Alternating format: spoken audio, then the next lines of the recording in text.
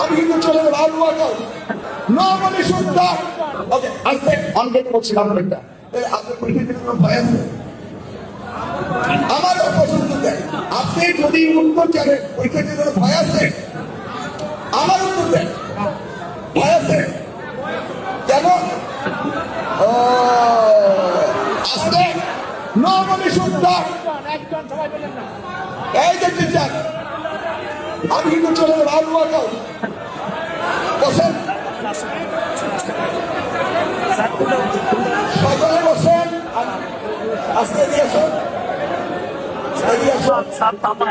শোনো, তুমি যদি পড়ালেখা করো পরীক্ষা ভয় পাও কেন?